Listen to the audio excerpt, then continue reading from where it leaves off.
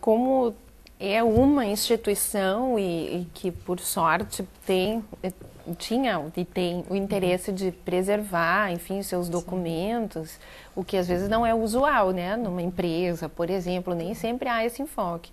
E aqui não, eles tinham então relativamente bem preservados toda a documentação, né? Quando eu uso a palavra toda, eu quero dizer todo o tipo de documentação, principalmente livros atas, né? Quer dizer, o registro de uma instituição onde as pessoas participam de forma voluntária, é esse encontro, né? O encontro da diretoria, onde você percebe as mentalidades de cada momento histórico, o que era a pauta naquele momento, quais eram as preocupações da entidade frente a determinado problema, como encaminhavam, quais eram as frentes de atuação dessa instituição, como determinado fato histórico repercutia ali, né?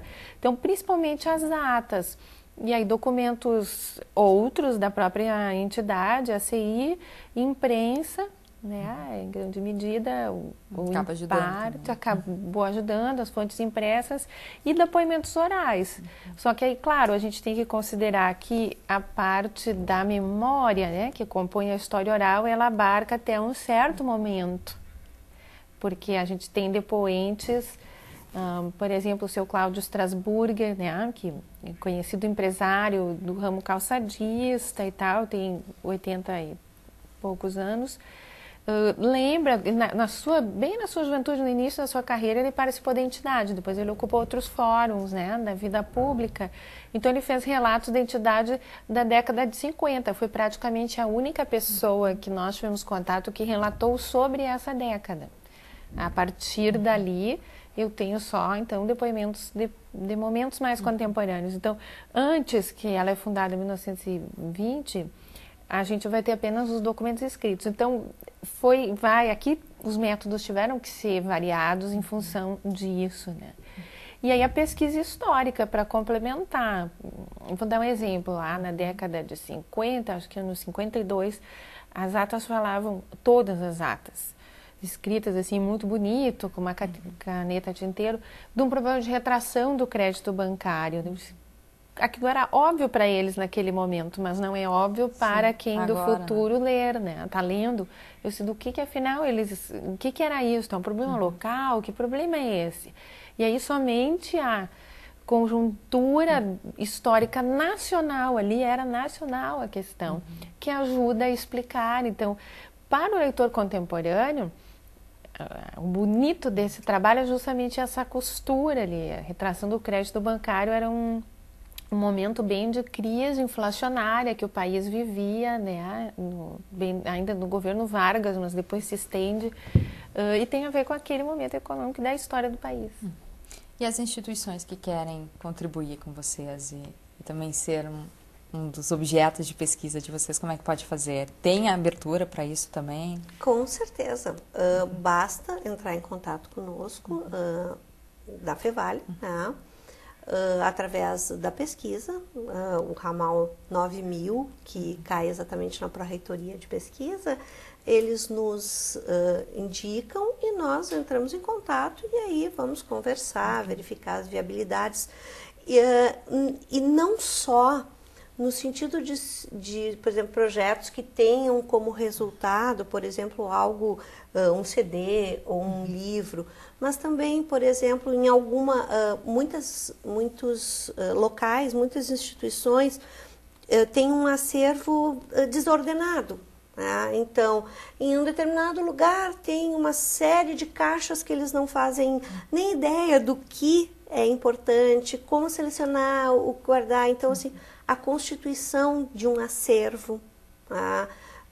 Também são questões que a gente pode colaborar enfim, organizar essa documentação visando no futuro, talvez, a pesquisa. Não existe uma restrição muito ampla das nossas possibilidades. Nós estamos muito interessados na manutenção desta memória da comunidade, em compreender essa sociedade riquíssima que se formou em Novo Hamburgo e por toda a região, com traços culturais extremamente interessantes. Então, assim, na dúvida, eu diria, nos contate, que nós verificamos no que podemos auxiliar. Esses resultados, eles podem traçar realmente alguma linha, assim, de como era a comunidade alguns anos atrás, assim, e algumas transformações que aconteceram nesses anos? Assim, o conjunto dos trabalhos, o conjunto de todas as pesquisas, não só deste projeto, mas de outros projetos que são desenvolvidos no Grupo Cultura e Memória da Comunidade, eles nos dão um panorama muito aproximado daquilo que a gente pode considerar como a trajetória. O que não se busca absolutamente é um conceito de história total. Né? Bom, nós vamos fazer toda a história de Novo Hamburgo, porque esta concepção ela traz problemas, porque toda a história não é um único grupo, são muitos grupos, muitas variáveis, períodos distintos, olhares distintos.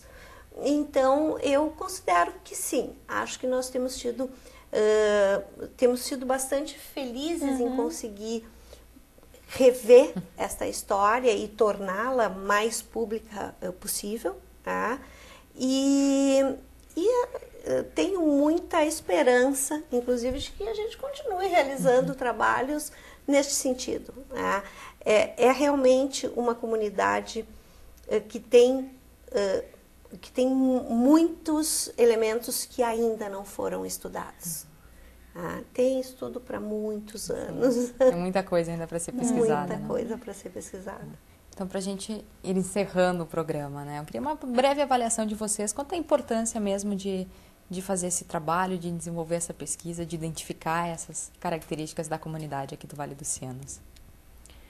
Bom, acho que pela experiência aqui, né, deste trabalho mais recente, acho que a gente poderia dizer que ao compreender a história de uma instituição, nós na verdade estamos conseguindo trabalhar com a história de grupos sociais, de coletivos, né? Mesmo que seja, vou pegar um exemplo talvez com um recorte ainda mais específico, uma história de vida, porque nós não entendemos que é a história daquela pessoa, mas que aquela pessoa, por estar inserida num grupo social, ela representa a memória, a trajetória, a história de um coletivo social, e nesse sentido ela é significativa para mais pessoas, para a comunidade, para que se tenha acesso a essa memória. Então, nesse sentido, a importância é essa, é o patrimônio que está sendo preservado.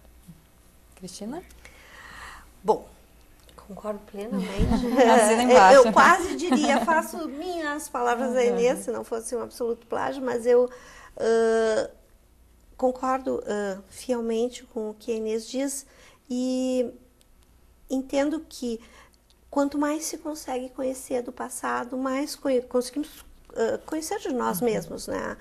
E estas identidades que aparecem a partir dos depoimentos, dos documentos, elas ajudam a compreender como as pessoas tornaram a cidade e a região o que elas são. Né?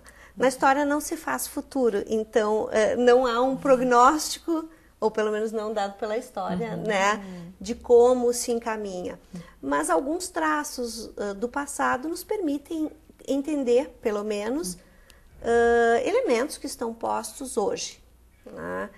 E permite com que nós possamos também nos conhecer, né? Um pouquinho mais. Perfeito, então. Professora Cristina, professora Inês, agradeço a presença de vocês aqui no Em Dia com a Ciência, falando um pouco desse trabalho, né, dessa pesquisa de vocês aqui da FEVALE. Muito obrigada. Muito obrigada. Agradecemos o convite. Imagina.